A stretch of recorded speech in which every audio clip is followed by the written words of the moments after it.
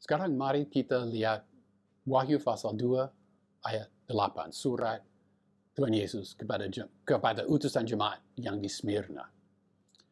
Ayat 8. Dan kepada utusan jemaat yang di Smyrna, tuliskanlah.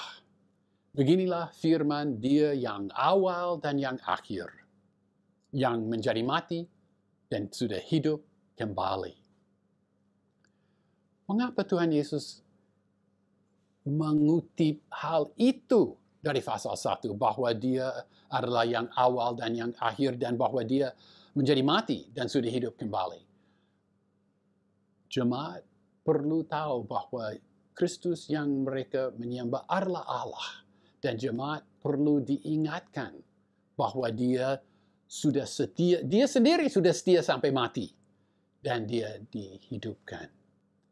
Tuhan Yesus akan minta mereka setia sampai mati. Dia sudah melakukan yang sama. Dia tidak munafik. Apa yang Dia minta dari mereka, Dia sudah melakukan. Maka Dia berkata, Aku adalah yang menjadi mati dan sudah hidup kembali. Itu kepadanya dan darinya. Kemudian jemaat dipuji. Aku tahu. Ya, setiap kali kita membaca, aku tahu. Tapi di sini, aku tahu perbuatan-perbuatanmu dan kesusahanmu dan kemiskinanmu, namun engkau kaya. Apa mereka miskin atau mereka kaya? Apakah mereka miskin dan juga kaya? Ya, secara jasmani mereka miskin, barangkali karena penganiayaan. Tetapi secara rohani mereka kaya. Nanti kita akan membaca surat Tuhan kepada jemaat di Laodikia. Itu terbalik di situ. Secara jasmani mereka kaya. Tetapi secara rohani sebenarnya mereka miskin. Tapi jemaat ini, ya, jasmaninya miskin, tetapi rohaninya kaya. Dan fitnah dari mereka yang menyebut dirinya orang Yahudi, tetapi yang sebenarnya tidak demikian, tetapi mereka adalah jemaat iblis. Wah, ya, ada sinagoge, ada orang Yahudi di situ menyembah di sinagoge, dan mereka menyusahkan kehidupan orang Kristen di sana. Mereka memfitnah orang Kristen. Dan Tuhan Dia tahu mengenai mereka. Mereka menyebut dirinya orang Yahudi, tapi sebenarnya tidak demikian. Ini seperti orang Yahudi di Roma pasal 2 ayat 28 dan 29, dan juga Injil Yohanes pasal 8 ayat 31 sampai 47. Ya, Yahudi, tetapi bukan Yahudi yang layak. Mereka jemaah iblis, mereka sinagoge iblis. Sangat tegas teguran Tuhan Yesus mengenai musuh jemaat itu. Jemaat tidak dikritik di sini, saudara-saudara.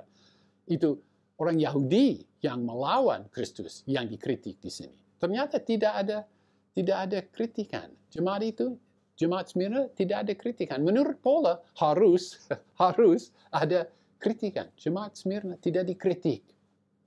Lalu langsung ayat 10 ada perintah. Jangan takut apa-apa yang akan engkau derita. Wah. Nah, ini perintah ini lain dari perintah yang lain di dua pasal ini. Perintah yang biasa di surah ada perintah jangan berdosa. Ini atau tinggalkanlah dosamu, bertobat. Tidak demikian perintah ini. Perintah ini jangan takut apa-apa yang akan engkau derita.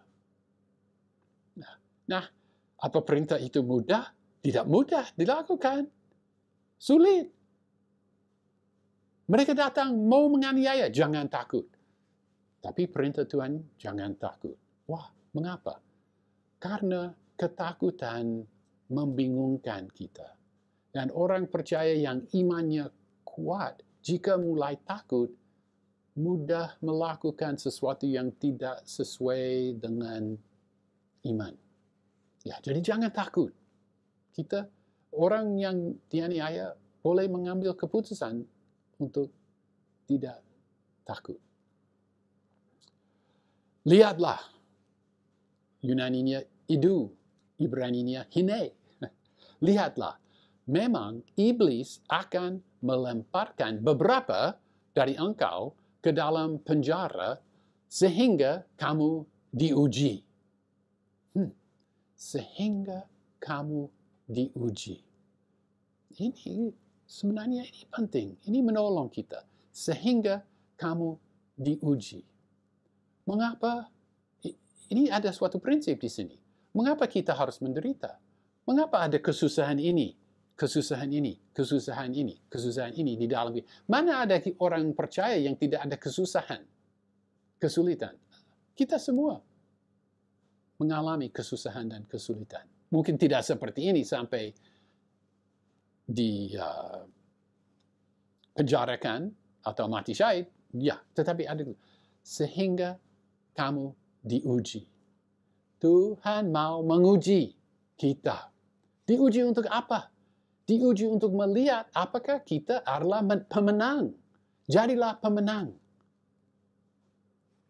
Kitab Wahyu ini ditulis supaya kita memahami ini dan supaya kita rindu untuk menang dan rindu untuk memperoleh apa yang dijanjikan kepada setiap orang yang menang. Jadilah pemenang.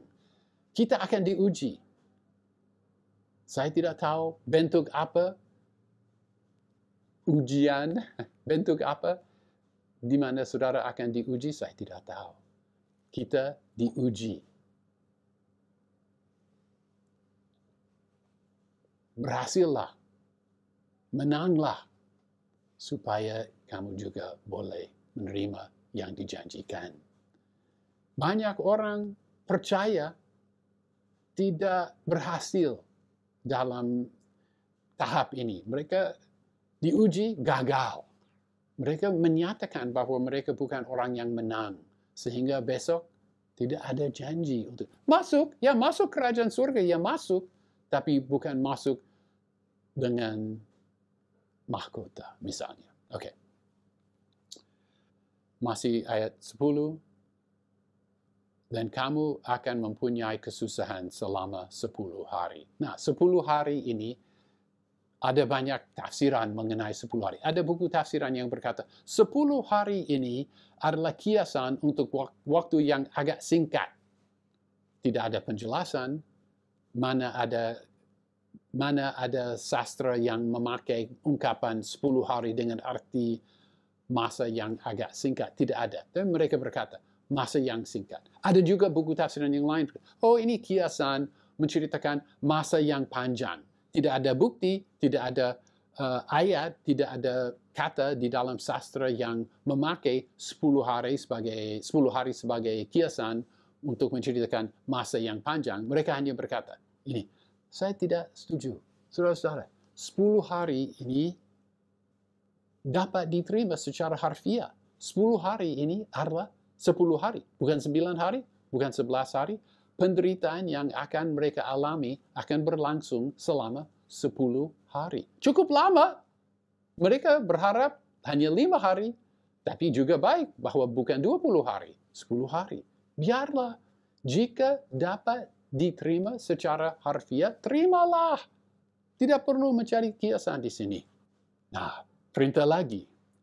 Jadilah setia sampai mati, dan aku akan mengaruniakan kepadamu mahkota kehidupan. Jadilah setia sampai mati, dan aku akan mengaruniakan kepadamu mahkota kehidupan. Setia sampai mati, ungkapan ini dalam bahasa aslinya tidak menyatakan apa mati syahid segera atau mati lanjut usia puluhan tahun mendatang. Tidak ada penjelasan. Setialah sampai mati. Kita juga tidak tahu berapa lama lagi kita akan hidup. Tetapi kita boleh mengambil keputusan. Kita akan setia sampai mati. Setialah sampai mati. Dengan akibat apa? Jika setia sampai mati, akibat apa? Tuhan akan memberikan kepada kita mahkota kehidupan. Saya harap kita semakin haus, lapar akan mahkota itu. Paulus pada akhir hidup, dalam 2 Timotius, berkata bahwa ada disediakan bagiku suatu mahkota kehidupan. Dan bukan hanya untuk aku saja, tetapi untuk setiap orang yang merindukan, yang harfiahnya yang mengasihi kedatangannya. Ada mahkota kehidupan. Setialah sampai mati, kamu akan menerima mahkota kehidupan. Yang lawan kata mati dan kehidupan itu nyata di situ. Kemudian sesuai dengan apa yang telah kita lihat di surat kepada Efesus, yang mempunyai telinga, kiranya mendengarkan apa yang dikatakan Roh kepada jemaat-jemaat. Apakah saudara dianiaya? Apakah saudara yang dianiaya mempunyai telinga? Dengan arti, ya jelas kita semua punya telinga. Bukan harfiah ini. Apakah kita punya hati yang terbuka, sikap yang terbuka untuk menerima kata-kata ini? Relakah saudara tidak takut? Relakah saudara setia sampai mati? Relakah saudara hidup sesuai dengan kehendak Allah untuk supaya besok pada kedatangannya menerima mahkota kehidupan? Kemudian ada janji yang menang. Setiap surat punya janji kepada yang menang. Ini juga. Yang menang sama sekali tidak akan menderita apa-apa oleh kematian yang kedua. Yang menang mungkin menderita dari kematian yang pertama, kematian jasmani. Tapi yang menang tidak menderita apa-apa dari kematian yang kedua, neraka. Nah, ada masalah dengan janji ini. Ada orang yang mau meneruskan ayat ini, tambah pada firman Allah, tambah kata, tetapi jika kamu tidak menang, kamu akan menderita dari kematian yang kedua. Kematian yang kedua adalah neraka. Nah, tidak ada kata di sini, tetapi jika kamu tidak menang, kamu akan masuk neraka. Kamu akan menderita dari kematian yang kedua. Tidak ada kata itu. Lebih baik ini dipahami sebagai suatu kiasan. Ada macam-macam kiasan. Macam kiasan ini namanya dalam bahasa Inggris, namanya litotes. Litotes ini adalah seperti ini. Oh, ini bagus sekali. Harganya berapa? Lalu, jika jawabannya, oh, tidak murah. Yang sebagus ini tidak murah. Jika orang berkata, oh, itu tidak murah. Apa artinya? Ya mahal. Oh, itu tidak murah. Artinya itu mahal. Itu cara yang agak sopan untuk saya punya sesuatu yang mahal. Oh, tidak murah itu. Nah, tidak menderita apa-apa dari kematian yang kedua, berarti ia tidak menderita apa-apa. Dan justru mengalami kekayaan dan janji-janji dan mahkota pada masa yang akan datang itu. Itu namanya kiasan litotes. Nanti kita akan melihat satu lagi yang seperti ini dalam surat yang apa itu nanti. Singkatnya, saudara-saudara, ini surat kepada suatu jemaat yang dianiaya. Jemaat itu dipuji. Mereka setia. Dan perintah, ada dua perintah, jangan takut dan setialah sampai mati. Dan jika mereka setia sampai mati, mereka tidak akan mengalami apa-apa dari kematian yang kedua. Justru mereka akan menerima mahkota kehidupan. Tidak mudah ini, berat ini, setia sampai mati. Berat bagi mereka yang dianiaya. Berat, tetapi janjinya. Lihatlah janjinya. Ingatlah bahwa Tuhan Yesus, dia sendiri setia sampai mati. Dia adalah yang mati dan yang menjadi hidup. Turutilah pola dia, setialah sampai mati untuk menerima suatu janji yang sangat indah dari Tuhan Yesus sendiri. Mahkota kehidupan.